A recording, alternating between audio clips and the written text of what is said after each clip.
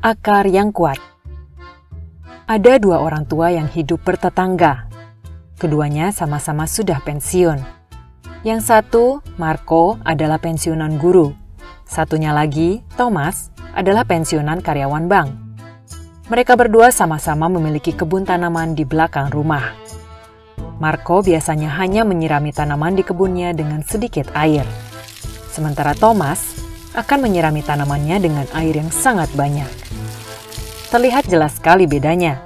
Tanaman di kebun milik Marco tampak tidak terlalu rimbun, sementara tanaman milik Thomas tampak rimbun dan tumbuh sangat subur. Suatu hari terjadi hujan badai kecil.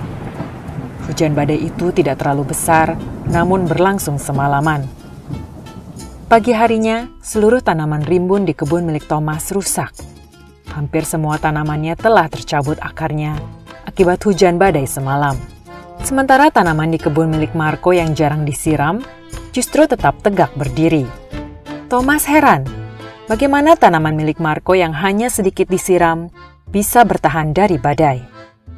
Ia pun bertanya, "Marco, sahabatku, kamu hanya sedikit menyirami tanamanmu. Bagaimana bisa tanamanmu bertahan dari badai?" Marco menjawab, "Justru kawan, tepat karena itulah tanaman saya mampu bertahan dari hujan badai. Setiap kali saya hanya menyirami tanaman saya dengan sedikit air, akibatnya tanaman saya harus mencari sendiri air tambahan yang diperlukannya.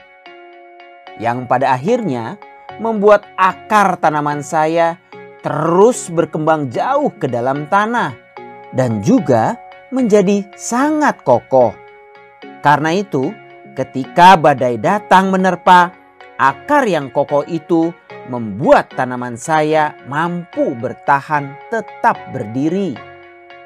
sebetulnya ini adalah kisah mengenai pengasuhan.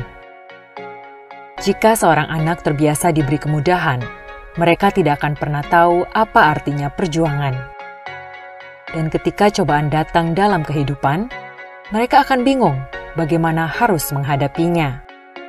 Sementara anak yang terbiasa harus berjuang, mereka akan tumbuh menjadi orang yang kuat, kokoh bagaikan akar pohon yang terbiasa harus mencari tambahan air sendiri. Dan ketika cobaan datang dalam kehidupan, mereka sudah siap untuk menghadapinya. Ajari mereka cara berjalan, namun biarkan mereka menapaki jalannya sendiri.